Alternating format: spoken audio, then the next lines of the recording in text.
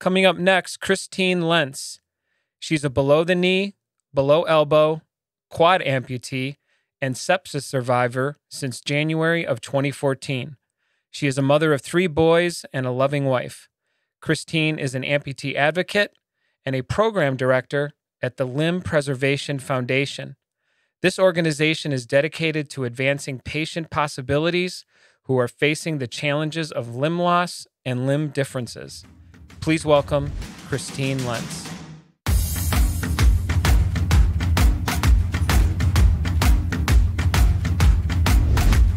Hey, Christine. So good to see you today. Great to see you too, Rick. I know we had some technical difficulties this morning, and it seems like we're back on the rails and we are ready to get into it with you. I have a lot of ground to cover with you because you are actually my first meeting of a quad. This is my first experience talking to someone who is a quad amputee.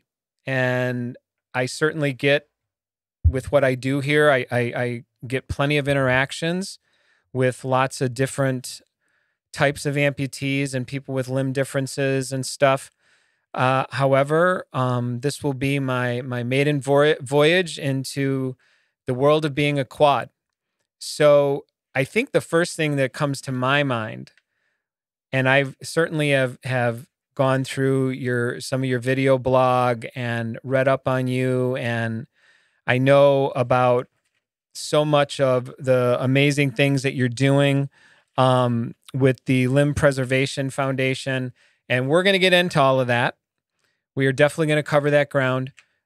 But from my perspective, being an amputee, and also what I know as our audience perspective, in terms of many of which are amputees as well, I think I want to learn quite a bit about you as well from a personal standpoint, because your story is fascinating. Sepsis is something that's very real, and not many folks in the set of circumstances that you are in, have been in, and have risen above and moved beyond. Usually a lot of those folks, and I'm not trying to put everyone in the same hopper, but many of which don't really want to talk too much about their situation, let's say. Being a right below the knee amputee myself, knowing what I've been through in terms of my own personal journey and struggle, of course, my initial reaction when I see someone like yourself is, what am I complaining about? There's so much more for someone like yourself to navigate in terms of adapting to those new normals, utilizing this incredible technology that we all have access to, or hopefully can get access to, and to be able to navigate life. Just watching your video blog about, how you shower and how you navigate that space. All of those things are super fascinating to me. So with that, I think I want to understand a little bit better what happened to you in terms of what happened, pre-op, what happened post-op, what was that little journey into this whole new world that you landed in? What did that look like? Well, my journey began late 2013. I had a surgery. It was quite a bit after my 3 sons were born. They were born pretty close together, they're 20 months apart, each of them. And as a female, it pretty much wrecked my female organs. I mean, I had a lot of atrophy and prolapse and stuff that I wanted to get taken care of. And so I went into what I heard was a reputable surgeon, couple of surgeons, to get that taken care of. And So went in for surgery in November of 2013, had a couple of surgeries to get that taken care of. And the thing is that I made the mistake of having two very risky surgeries together at the same time. And that was the mistake that I wish I had taken a little bit more research time and not done those two surgeries together, but I did. And right from the get-go, my healing wasn't going as planned. I could tell. But my surgeons said everything is healing as planned. Everything looks good. But I was having a lot of problems. And so from the start, I started getting a little nervous, and I kept going in for appointments saying, this doesn't look right. This doesn't look right. And they kept saying, you're healing like normal. Everything is fine. Everything is fine. By Christmas of 2013, I started seeing some major signs that things weren't going as planned. And I got a fever, and it was also during flu season. And I went into the hospital with a fever and pretty much all the signs of sepsis. But 2013 was a time when sepsis wasn't well known. So explain for the audience what those signs look like. So signs of sepsis are a high fever, low blood pressure, confusion, not being able to urinate. Those are pretty much the major signs that you can really tell that something is wrong. And from these previous surgeries, from those previous surgeries, you weren't fully healed yet. I wasn't fully healed. So you were still to make a good point there is that I was about 5 weeks out. Okay. So you were still essentially in recovery. However, you were developing all these other symptoms aside from what doctors were telling you is, oh no, you're healing normal.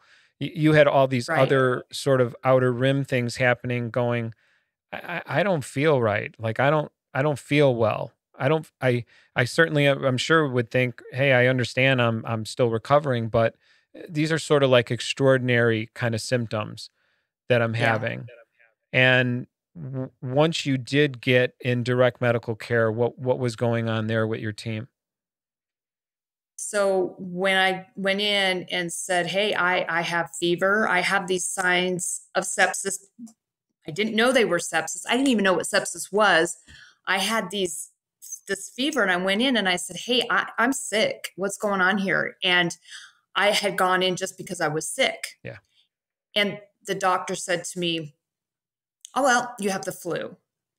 And previous to that, they had taken my blood. They had taken my blood, but they didn't test my blood. They had taken it. And he said, well, you have the flu. And I said, well, I feel like there's something more than the flu. This just feels worse than the flu. Can you test further? I don't know what it is, but can you test further? And he was adamant, nope, you just have the flu. And he was a little belligerent about it, actually. And he called me a slur and said, fine, I'll test you. I'll test you for the flu, but I guarantee you have the flu. Unfortunately, when they did the test, it confirmed that I had the flu, but I also had sepsis. And so he came back and said, I told you so, you have the flu. Here's your meds, go home. And I went home and don't remember anything after that. And so for the next 2 to 3 days, I got all the signs of sepsis, don't remember a thing, and woke up on the 27th of December, and just all I could remember was I dialed my cell phone because I was sleeping upstairs. My husband was sleeping downstairs because I had the flu, and I dialed him and yelled out something, and I vaguely remember him carrying me downstairs and me screaming, and he took me to the hospital, and I didn't remember anything for the next 2 months. Wow. I had gone into septic shock at that point. Yeah. And for our listeners that hear the word sepsis, because we hear it from time to time. Can you explain exactly what that means? What's happening to your body when you have sepsis? So at that point, what was happening to my body is that just my legs were, the necrosis, there was just no blood was getting to my lower limbs, and my blood pressure was very, very low, and I was delirious. My fever was very, very high, and my organs were shutting down. All my vital organs were shutting down. And so when they got me to the hospital, they realized that I had gone into septic shock. I had toxic shock and strep A. And they said to my parents, who had come to the hospital at that point, that, you know, she's very, very sick. And I made it through the night, and they thought that I was going to be okay. But then all of a sudden I crashed, and my blood pressure just dropped precipitously. And that's when I went into shock. And they told my parents and my husband and my kids that I wasn't going to make it through the night. And they brought in a priest, and they just said, say your goodbyes. And so that's when they put what's called pressor drugs in my system. And these drugs are to really save your vital organs. But it's at the cost of blood going to your limbs. So your outer extremity is essentially strangled in that situation. And so thus you end up having no blood going to your limbs. So your limbs suffer, and you end up having to be amputated. Yeah. So we're preserving our organs, and we're essentially doing a Hail Mary pass to save your life, but it's at a cost. And that cost is limb loss.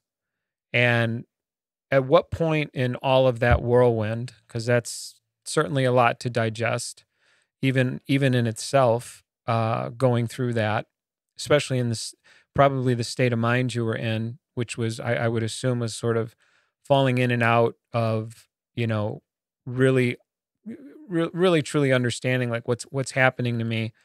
At what point do you come to grips with, I'm going to become a quad amputee. I'm going to lose my limbs? That's a really good question, because it's interesting, because I don't know if I ever really had a moment where I came to grips. And I don't even know if I still have come to grips. It's kind of like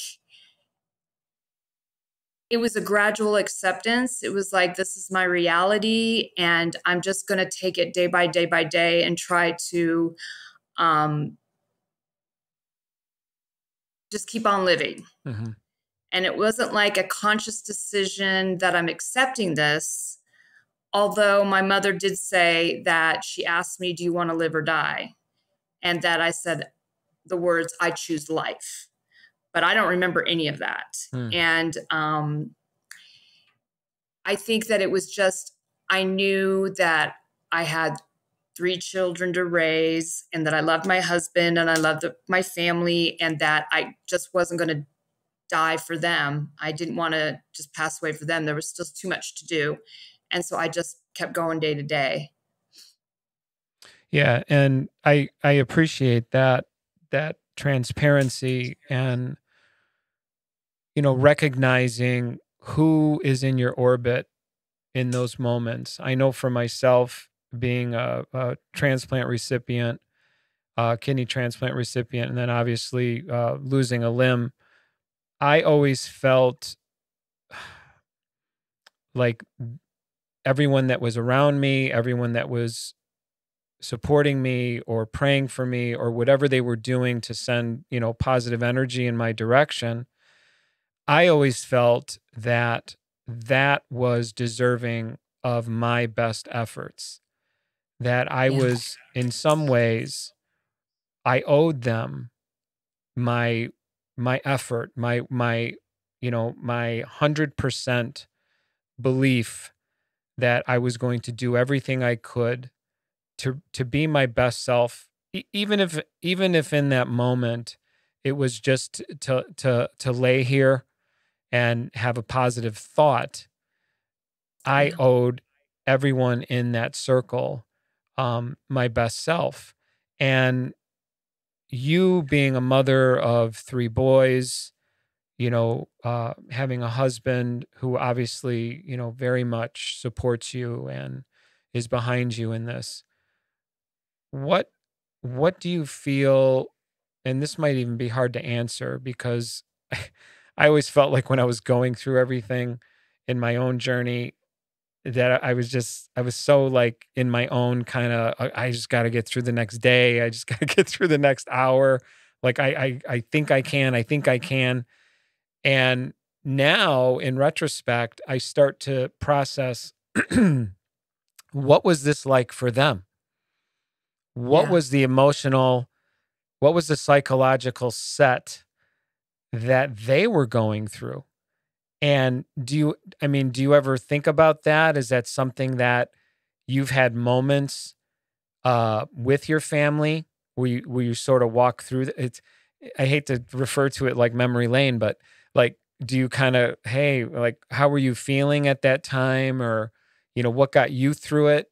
Does that ever come up in conversation for you with family? Yes.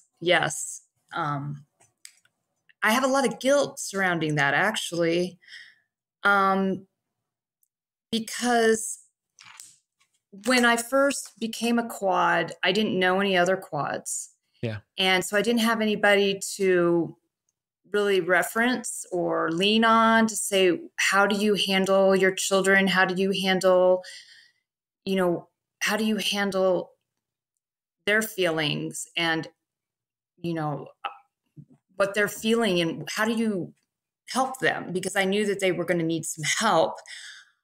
And there was regrets. Like I, to this day, regret that I didn't get them some kind of professional counseling.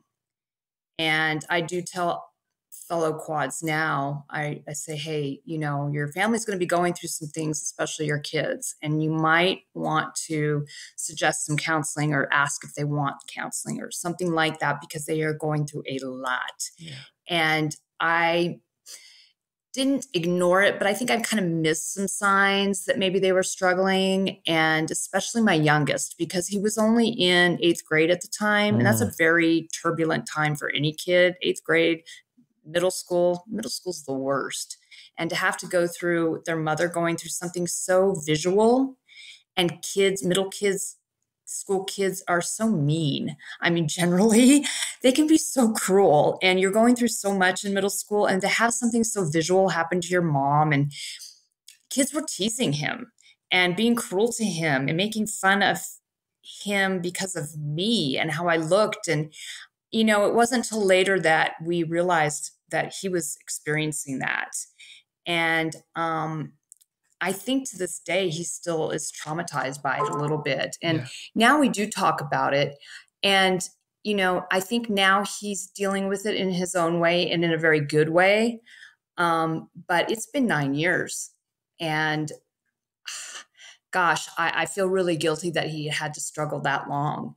And gosh, I wish we had done something sooner for him. Yeah, no, so, it's a great point. And it's something that we are very much in this podcast trying to get this information to families so they have an awareness and they understand that, family life, the daily life, what we go through in our personal relationships, that doesn't end when you suffer, some type of loss of a limb or any illness, any chronic illness.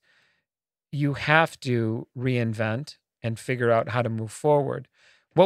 So what would be the piece of advice that you would give to someone going through something similar to yourself that is in a marriage, that is part of a partnership with someone?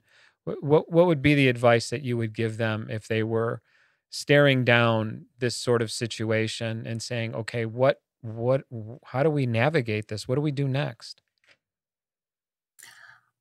Use humor. Humor has gotten us through a ton of stuff. Yeah.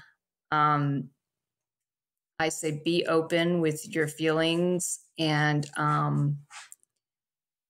you know, don't take anything seriously and really focus on really the important things and let all the little things go. I mean, you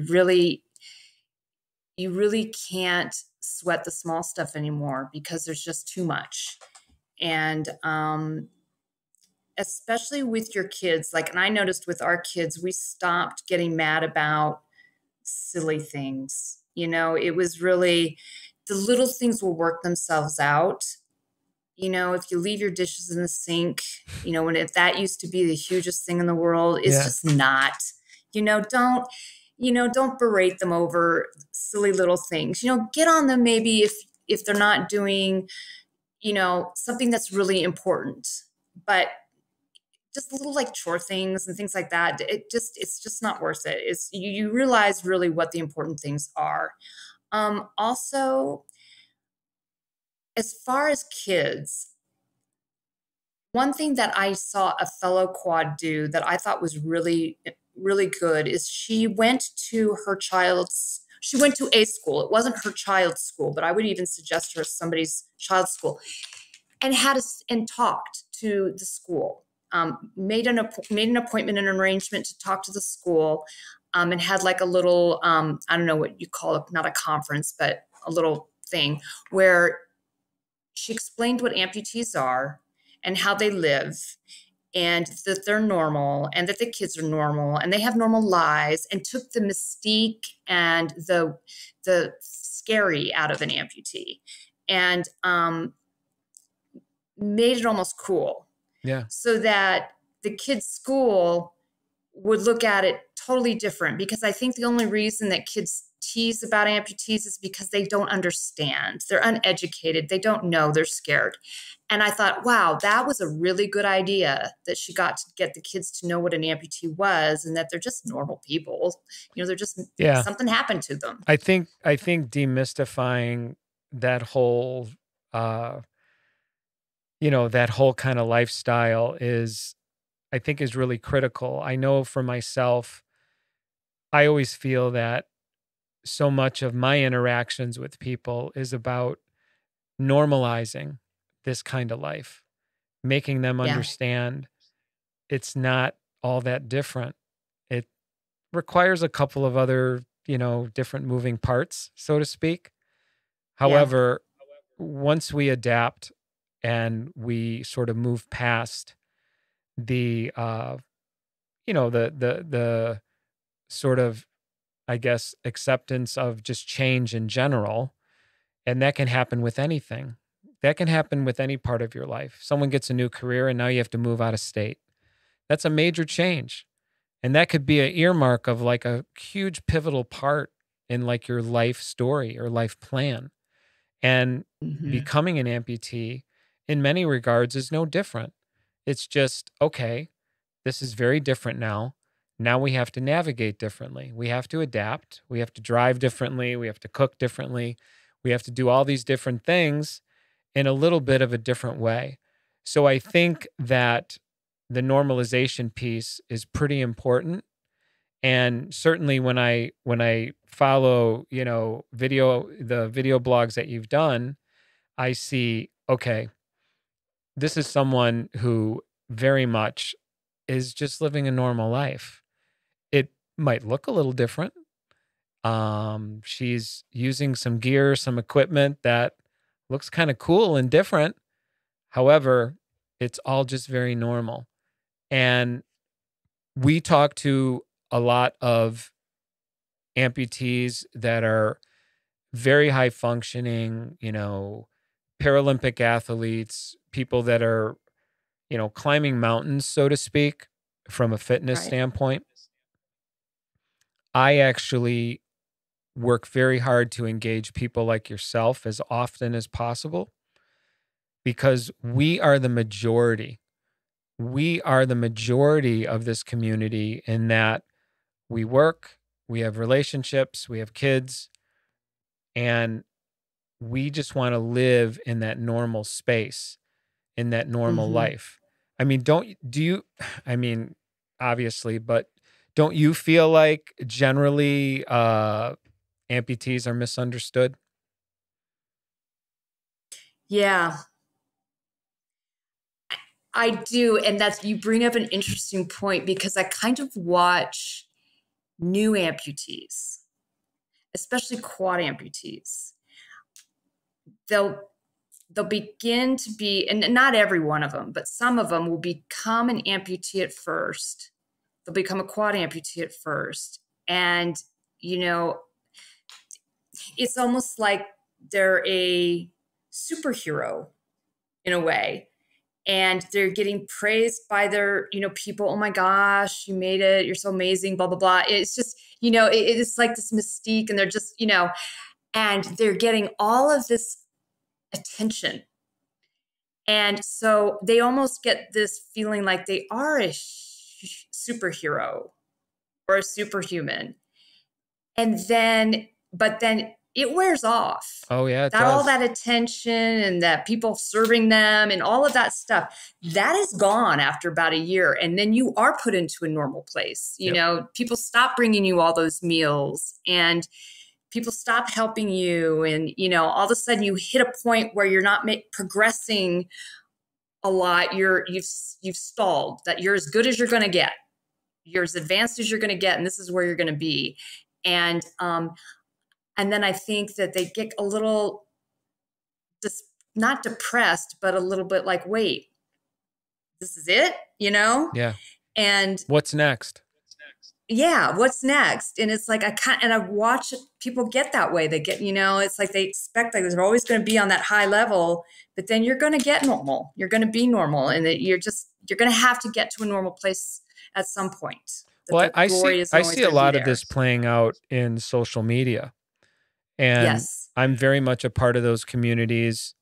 And, very often those groups, let's call them, they can be certainly an inspiration and can be great in the cheerleading kind of role. Like, hey, you go, you're doing it. But sometimes that can be a curse as well, because like you're suggesting, let's say there's a setback, let's say something happens, on that quote unquote new leg day, like I'm getting my new leg today, I'm getting my new this, my new that. Let's say that doesn't pan out the way you thought. Let's say that you are not getting back to the same activities as quickly as you had hoped. Yeah. Being a below the knee amputee myself, I spent so much time just trying to get to a point where I was comfortable, where I felt like I can do this every day. I can work, I can do the things that I enjoy. And there was, all of my focus was just this one limb, this prosthesis that I'm wearing, and it doesn't fit right, it doesn't feel right, it doesn't do all these things that I want it to do. And doing the work to realize that so much of that is up to me. It's not up to the communities. It's not up to the cheerleaders. It's really not up to the Facebook group to like get me there. That I'm not discounting it. It can be certainly be a motivator. However, when it all kind of funnels down to yes or no, it's really my decision. And I think about someone like yourself and the amount of prosthetics you employ on a daily basis. And I'll be honest, Christine, I get overwhelmed thinking about it, because I'm like, okay, I was just dealing with this one limb and making sure that felt right, and I could move right, and I could develop my gait, and I could do all the things that I wanted to do. And again, that word normal comes into my my mental orbit of I want to appear normal. And I know even that can be a slippery slope when you start getting into that headspace of normal. I mean, what the hell is normal? Right. I mean, nothing's normal. But I think about someone like yourself, and I go to this place of, I wonder what inspires you. What are the things, the people, the words, the occurrences, what are the things that inspire you and get you over those little speed bumps in your own journey? I think of the alternative, and I think about where I was, that really does keep me going. I think, okay, this maybe doesn't feel right now, or this isn't really good now, but just remember where you were back in, February of 2014. Where were you in 2014? Where were you sleeping? What were you eating? And you just go, oh my goodness, is this better than that? And that always gets me right out of it, Yeah. You're not there anymore. And what would you have done in 2014 to be right here, right now? And that usually just pulls me right out. Yeah, that totally makes sense. And I think I visit that particular equation myself very often in my mind. What's the alternative? Mm-hmm. Can you just walk us really fast through your prosthetics, like what you're wearing, what you're sporting currently? So what I have now is, and I've gone through different styles of prosthetics too. And what I've landed on and what I think works best for me is I have 2 body-powered hooks, and they are separated, and not everybody does them separated, but I have separated them, and I'll stand up and you can see the back. Well, my hair is going to be in the way. I can see it though. You can see it? Yeah, we can see it. They're two separated in the back so that I can wear one at a time. And not everybody does that, but like I'm taking this one off and I can wear this one by itself, so that if I get one that's injured, which has happened, I can have that off and still have function with the other one. Yep. I also have 2 myoelectrics, but I got them long ago when myoelectrics were just coming around, and they were made for men. They only had designs for men, so they were very heavy, and I didn't wear them all the time. They were also, you had to have a lot of iterations, move a lot of iterations to get them to, turn right, turn left, open, close. And I wanted quick response. And with the body powered, you just push and it opens. It's body powered. So I didn't have to rely on any kind of technology or, it to be charged to work or anything like that. It was just my own body working the prosthetics. So, and then my legs, pull it up there. Yeah. It's just really basic. It's just, I don't know what you call this, but it's just pretty basic. I don't have anything too fancy.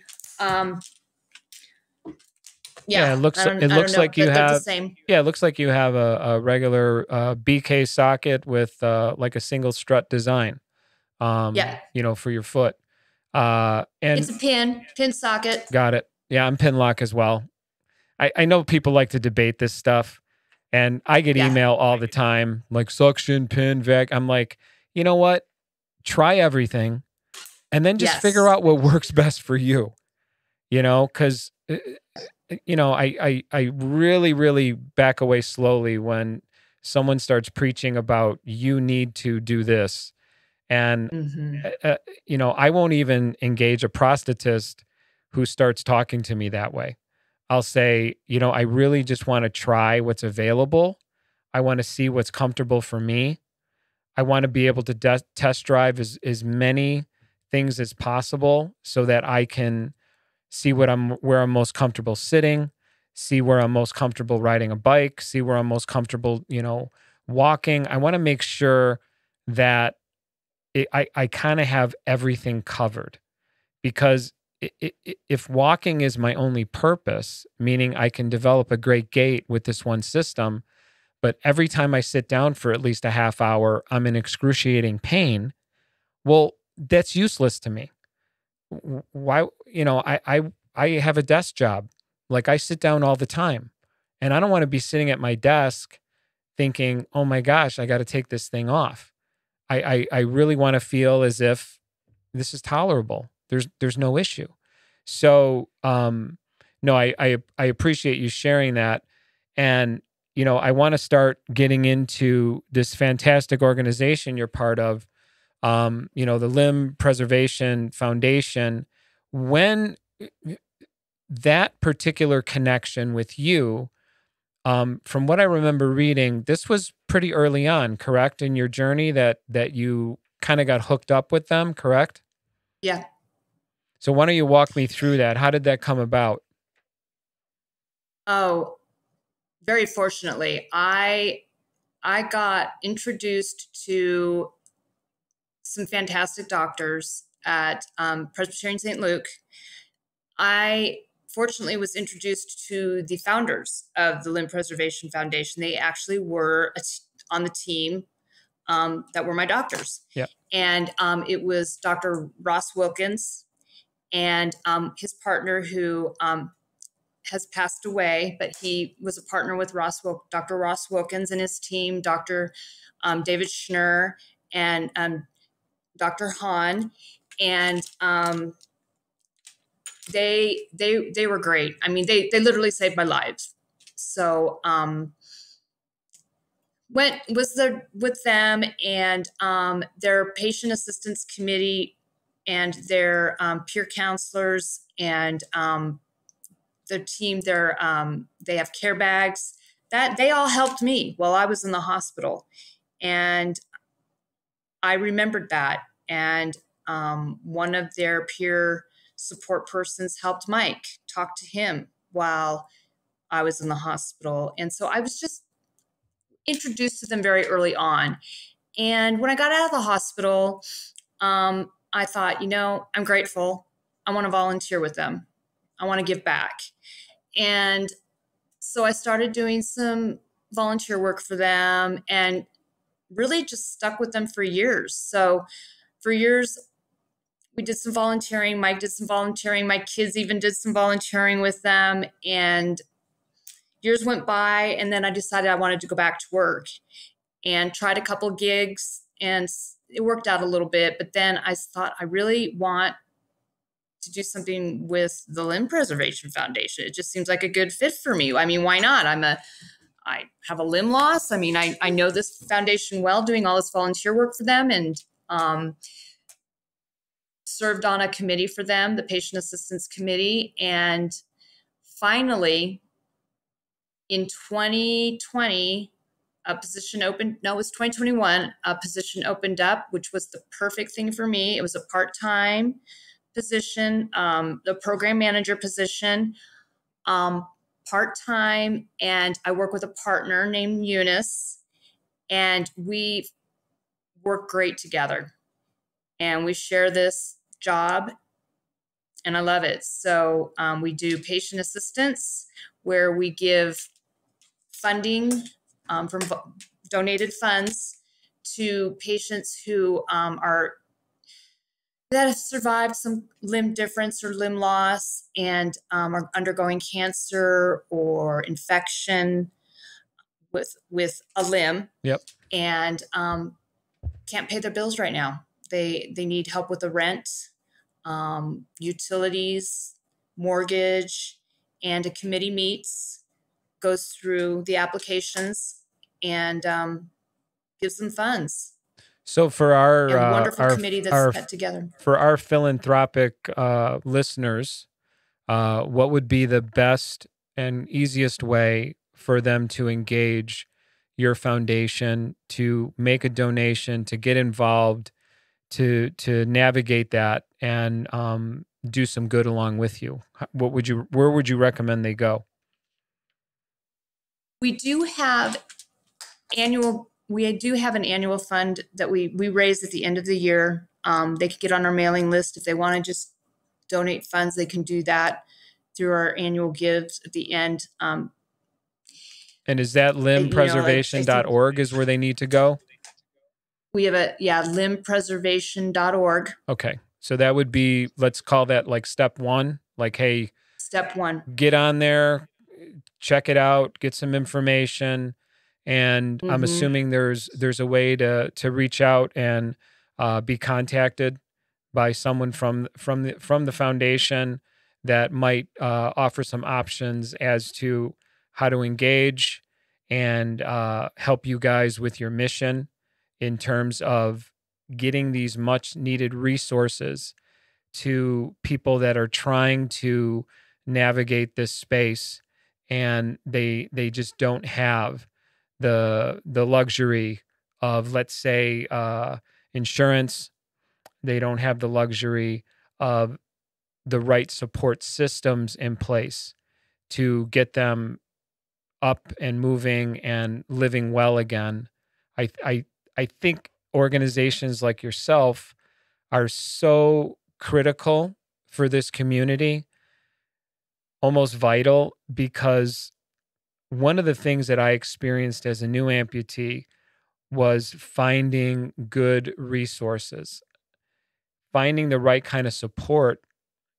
And for me, given that I was fortunate enough to have the right insurance in place, so much of what I needed in terms of navigating and support was getting hooked up with the right kind of emotional support, getting hooked up with the right kind of technology or good, solid recommendations as far as what the prosthetic world was going to offer me, what prosthetist was a good fit for me, what technology that was available in the below the knee amputation spectrum at that time. I spent probably almost 2 years in a very, very frustrated space, wondering, am I ever going to feel like I don't want to keep using this word, but am I ever going to feel like things are normal again, where I can approach life in a way that, although it's going to look different, it's still sustainable, and I can kind of go with this, and it's now become my new normal. And I would say I'm 6 years into this now. This is probably the first, let's say, year and a half where I'm starting not to recall what it was like to have both legs, because I've adapted so well at this point, and I have gone through so much of what's necessary to sort of accept and receive, what my situation is. And because my life has been enhanced through my amputation, through my limb difference, in that I live in a way that is happier. I am in a relationship that's much happier for me. And I embrace my work and my friends and my family in a completely different sort of way now. I almost tend to believe that before I got sick, that I kind of lived with blinders on. I was sort of on autopilot, and I wasn't really taking time to just embrace sort of the joy that was around me. I kind of compare myself a little bit to a bulldozer. I just was kind of pushing everything out of my way. I mean, I had forward movement, my career was developing, and I had stuff, let's call it, but I was just sort of like this human bulldozer that was just kind of plowing through everything and everyone. And, support systems like the foundation that you represent, I think will give not only amputees, but also their families the much needed resources to be able to navigate this brand new sort of landscape. You also, very important to mention, you have a symposium coming up on Friday, April 29th. Do I have that right? April 21st. April 21st. I'm sorry. Yes. Okay. I probably have an old, gosh, this is embarrassing. I think I have the old date, but that's okay. I think I have the flyer from last year. Okay. Oh, you probably do. Yeah, I think that was last year's date. Yeah, that's okay. We'll get you the new one. I'll send it to you. Yeah. So give me the 411 on this year's symposium, the correct date, the location, and how to get involved. Oh, please. Yes. Let's get everybody involved, because this is going to be fantastic. Everything you've ever wanted to know about the Limb Preservation Foundation, and really about how to be an amputee and how to get involved. It'll be at the Marriott in Golden, and April 21st, and it'll be from 8 a.m. to 12 p.m. to 8 p.m. And you can get involved if you're a caregiver or a provider of any kind of amputee services or limb different services or healthcare. You can be a sponsor if you'd like to sponsor and have a booth at our event. We welcome you to do that too. You can show your wares. Lots of people come, so it's a great time to present what you have. Right. If you're a patient and would like to come and see all the technology that's there, or you just network with some great doctors or some great providers, if you want to learn about some technology, you could come in.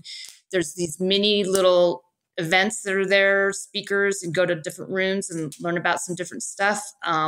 Last year was a lot of fun. Lots of cool giveaways too, so you can fill a bag full of neat little fun prizes and stuff. We're busy filling up those bags, and so we welcome you to come. You can get more information about the event at our website, which is thelimbpreservation.org, and email us too at patient resources. We can send you some information too if you want to send us your email too. Oh, that's fantastic. And I'm assuming that our listeners that go will get an opportunity to see Christine Lentz as well. Yes, you'll be there. Yes, you will get to see me. Yeah, and you can ask me questions about my stuff, and I can tell you what it's like too. Yeah, and that's so critically important. I'm in the same sort of headspace of people want to know, what's on my leg, or what's this like? What does this feel like? All of those things are fair game with me. I encourage it.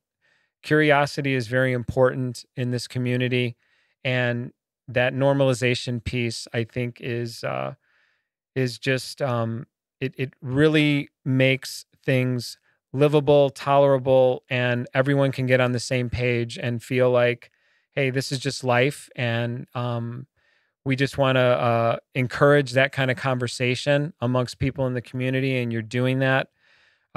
Christine, I so appreciate you taking the time today to be with me and to muscle through some of our technical issues this morning. And you're truly an inspiration. And the way in which you do this with such grace, and I am inspired by your story and what you're doing and where you have come out on the other side of this. Not only in the way that you're giving back to such a fantastic organization, but truly just in the way that you live your life. And I want so many people that I do talk to on a daily basis that are stuck, or they're feeling as if they can't be happy again, they can't smile again. There is hope, and people like yourself prove that. And not that I'm trying to throw this responsibility on your shoulders to carry us all, because I know you're just a tiny little thing. But at the same time, just knowing that there is life after these major changes is very, very encouraging. So I so appreciate you being here today. Thank you. Thank you very much. Well, thank you for providing this platform for amputees. I think that's really important. So thank you. Oh no, Thank you much. It's been my pleasure. It's my guilty pleasure because it's somewhat self-serving in that I get to meet all my heroes. And when I was coming up as an amputee, there were all these folks that I sort of followed and in sort of a voyeuristic way, like, oh, what's this person doing? And oh, wow, they're getting a new leg today. And oh, this person, is getting a new hand today. And now to be able to engage and have a conversation, it's truly been a beautiful process for me and such a pleasure to meet you. That is going to wrap it up for us today. My name is Rick Bontkowski. This is the Amp'd UP211 podcast, and I want to wish everyone health and happiness. We'll see you next time.